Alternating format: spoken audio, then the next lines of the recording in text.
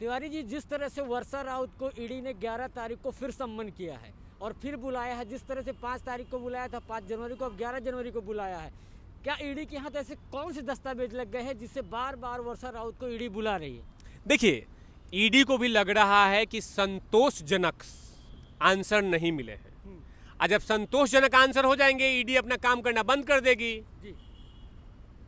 और मैं तो बोल रहा हूं आपके चैनल के माध्यम से मिस्टर संजय राउत से कि अगर आपको लगता है कि ईडी आपकी पत्नी को परेशान कर रही है, तो ऑनरेबल सुप्रीम कोर्ट का दरवाजा खुला हुआ है, वहां जज साहब लोग बैठे हुए हैं, उन जज साहब के पास जाएं और बाकायदा मोटी मोटी किताबें लेके जाएं और अपनी बीबी को ये बोले कि हाँ, मेरी बीबी को परेशान कर रहे हैं, ईडी को दोषी साबित कीजिए। जज साहब ईडी को बोलिए कि मुंबई से भी ये उठाए अपना झोला झंडी और चले जाए दिल्ली में, जाके बैठे भाजपा कार्यालय में, क्योंकि ये बोलते हैं ना, यही बोलते हैं, इन्हीं की भाषा बोल रहा हूँ। ये तमाम चीज़ें करनी चाहिए, लेकिन ये नहीं जानते हैं। ये जानते हैं कि कहीं ना कहीं प्रवीण राउत के जो अकाउंट से पैसे आए हैं वो मोटी रकम है, और वो भी 2 बार ट्रांजैक्शन आया है, एक 50 लाख, एक 5 लाख।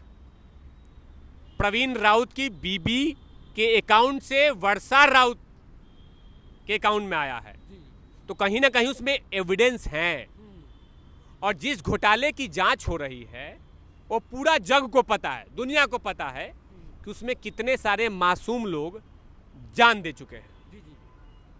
तो कहीं ना कहीं उसके बारे में जानकारी चाहिए ईडी को। देश भी जानना चाहता है कि आखिर उसमें कितने लोग लिप्त हैं।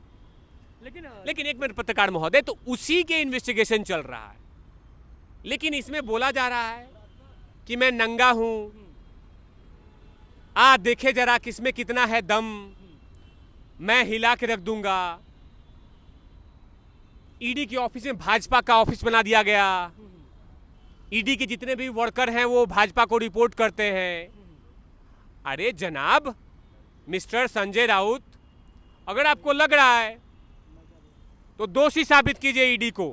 और हम भी कहाँ कह रहे हैं, और देखिए ईडी भी ये नहीं कह रही है, ईडी भी नहीं कर रही है कि आप दोषी हैं, आपको जेल में डालेंगे, गिरफ्तार करेंगे। ईडी पूछताछ के लिए बुला रही है, जो ईडी का एक प्राइमरी स्टेज होता है, किसी भी एजेंसी का होता है। इनकी एजेंसी की तरह नहीं कि उखाड़ दिया, तोड़ दिया। आपको याद होगा, आप तो इंटेलिजेंट पत्रकार हैं, कंगना बहन का जब घर तोड़ा गया था उसमें कोई भी स्टेज की बात नहीं हुई थी कि पहला नोटिस, दूसरा नोटिस, तीसरा, चौथा, पांचवा, ऐसे नहीं। नोटिस चिपकावा, घर तोड़ दिया और उसके बाद बोला गया कि तोड़ दिया गया, उखाड़ दिया गया, बोल दिया गया, इस तरह की बातें हो रही है। तो ये तमाम चीजें उनके लिए था। और जब इनको प्रोसीजर के अकॉर्डिंग बुलाया जा रहा है तो इनको दर्द हो रहा है, इनको चिढ़ हो रही है। लेकिन तिवारी भैया, जिस तरह संजय राउत कह रहे हैं कि मैं बीजेपी के खिलाफ बोल रहा था इसलिए मुझे टारगेट कर रही है बीजेपी, ईडी ऑफिस के सामने जिस तरह से बीजेपी कार्यालय के झंडे लहराए जाते हैं, उसको आप कैसे देखते हैं? देखिए, जब इनके आंखों से आंसू निकलते हैं तो उसको बोलते हैं आंसू, इमोशनल, महिला, आस्था, इस तमाम ऐसे वर्ड ढूंढे जा रहे हैं। लेकिन जब कंगना के घर तोड़े जाते हैं उस समय वो महिला नहीं दिखाई देती है, कंगना के आंसू नहीं दिखाई देते हैं, कंगना के पैसे नहीं दिखाई देते हैं। अर्णव गोस्वामी को सुबह 6 बजे घसीट के जेल में डाला जाता है, उस समय उसकी बीबी के आंसू नहीं दिखाई देते हैं। पालघर साधुओं के निर्मम हत्या भीड़ में की जाती है, उनके आंसू नहीं दिखाई जाते हैं। लेकिन जैसे एक प्राइमरी स्टेज वाला लेटर दिए जाते हैं तो बाकायदा शब्दों को ढूंढ के, डिक्शनरी निकाल के महिलाओं को परेशान किए जा रहे हैं, जानबूझ के फंसाया जा रहा है। तो साबित कीजिए ना, आप जाइए कोर्ट में, आप कर लिए तो सुप्रीम कोर्ट का दरवाजा खुला हुआ है। लेकिन तिवारी भाई, इस मैंने आपको बोलने की, इनको बोलने की आजादी है। किसने कहा था मिस्टर संजय राउत कि आप ईडी को कुत्ते से तुलना करेंगे? किसने कहा था? बड़ बोले, आप तो नेता तो हैं। आप बोल रहे हैं महिला के बारे में, ये बोल रहे हैं कि महिलाओं को परेशान किया जाता है, तो आपने कंगना को हरामखोर नहीं कहा था? और कंगना का घर जब तोड़ा गया था तो आप सुबह में ये सामना में नहीं लिखे थे कि उखाड़ दिया, कबाड़ दिया?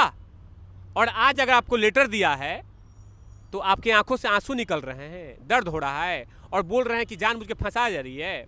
लेकिन तिवारी भैया, जिस तरह से सामना के अंदर नरेंद्र मोदी के खिलाफ, प्रधानमंत्री नरेंद्र मोदी के खिलाफ अब शब्द यूज़ किए जा रहे हैं, तानाशाह बताया जा रहा, कैसे देखते हैं? क्या ये ईडी जो कार्रवाई कर रही है उसकी खींच है? देखिए, नरेंद्र मोदी तानाशाह अब इनको लग रहा है, तानाशाह की परिभाषा या तो इनको पता नहीं है, अब पता है लेकिन ये बोल नहीं रहे हैं। तानाशाह की परिभाषा मैं बताता हूँ।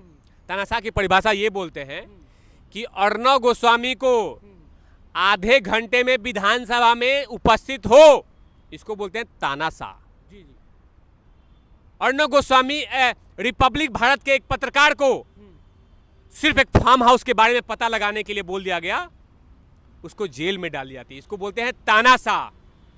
तानाशाह ये बोली जाती है कि जब कंगना रनौत महाराष्ट्र सरकार पर सवाल उठा रही थी तो अगले 2 दिन में धूल फांक रही फाइल पे कंगना के, उसके फाइल को निकाला गया, धूल चाट रही थी, और उस फाइल को निकाल के उसका बोला गया घर, उसमें कानून तोड़े गए हैं, ये तोड़े गए, अब तोड़ दिया गया, उसको बोलते हैं तानाशाह। उसका घर तोड़ के अर्णव गोस्वामी का ऑफिस को, अर्णव गोस्वामी को रात में सुबह में उठा लिया गया कानून की ताक पे, उसको बोलते हैं तानाशाह।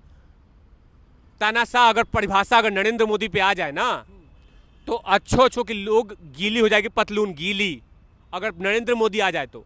लेकिन नरेंद्र मोदी पे आप देखते हैं, आप तो इंटेलिजेंट पत्रकार हैं, दिल्ली के टीकरी बॉर्डर पे, सिंधु बॉर्डर पे मर्जा मोदी हो रहा है।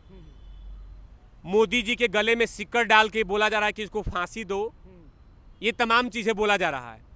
मोदी जी के पर्सनल में, उनके शादी पे, उनकी पत्नी के क्या क्या चीज़ कहा जा रहा है, उनकी माँ के बारे में गलत गलत शब्द कहे जाते हैं। कांग्रेस के लोग कहते हैं नरेंद्र मोदी को तो कि यहां कह दिया कि गला काट के लेके आओ, बोला गया है। लेकिन नरेंद्र मोदी चुपचाप, उसके लिए देश सर्वोपरि है, देश के ऊपर में फोकस कर रहा है। वो जानता है कि ये चिलगोजों को फोकस करने से कोई फायदा नहीं है, ये सड़क छाप लोग हैं, इन पे फोकस करेंगे कोई फायदा नहीं है। लेकिन अब तानाशाह बोल रहे हैं, भूल गए, नहीं, एक मिनट, मिस्टर संजय राउत भूल गए कि तानाशाह की परिभाषा इंदिरा गांधी ने दिया था। तानाशाह की परिभाषा यहां दिल्ली में निर्भया के बारे में आंदोलन हो रहा था, उस समय लाठीचार्ज किया था, तानाशाह की परिभाषा उसको बोलते हैं। महाराष्ट्र की धरती पे अन्ना हजारे पैदा हुए थे, वो दिल्ली में आए थे, इनको जेल में डाल दिया गया था, तिहाड़ जेल में, उसको तानाशाह की परिभाषा कहा जाता है। परिभाषा हमें सिखाएंगे ये लोग, प्रधानमंत्री नरेंद्र मोदी को सिखाएंगे। तानाशाह होता तो उस दिन जवाब नहीं देता गोधरा कांड का। आपको याद है कि राघवन कमेटी में नरेंद्र मोदी से 18 घंटे 16 घंटे पूछताछ हुए थे, एक चीफ मिनिस्टर होने के नाते। आज देश में किसी चीफ मिनिस्टर से इतना पूछताछ हुआ है? नहीं हुआ है। नरेंद्र मोदी में सहनशीलता है, तानाशाह नहीं है। तानाशाह होता तो अच्छे अच्छे लोगों का कब को वो कब्र खोद देता, लेकिन तानाशाह नहीं है। उसके लिए हमेशा से देश सर्वोपरि है, सबका साथ सबका विकास। मेरा लास्ट और आखिरी क्वेश्चन ये है कि जिस तरह से सत्यहिंदी.com के जरिए संजय राउत बोल रहे थे कि अगर मेरा ये जो जुर्म है मेरी पत्नी के ऊपर साबित नहीं हुआ तो जिन जिन लोगों ने मेरे ऊपर कटाक्ष किया उनको मैं जाकर ईडी दफ्तर के बाहर खड़ा होकर जूते से मारूंगा, इसको आप कैसे देखते हैं? ये मार सकते हैं। जो आदमी ये कह दिया कि मैं नंगा हूँ, खुद ही बोल दे कि मैं नंगा हूँ, मेरे से पंगा मत लो, आप जूते से क्यों मारेंगे? आप जेल में डलवा दीजिए, आपके पास तो आपका सरकार है, उसका दुरुपयोग ऐसे मत कीजिए ना। इतना महंगे जूते से आप क्यों मारेंगे?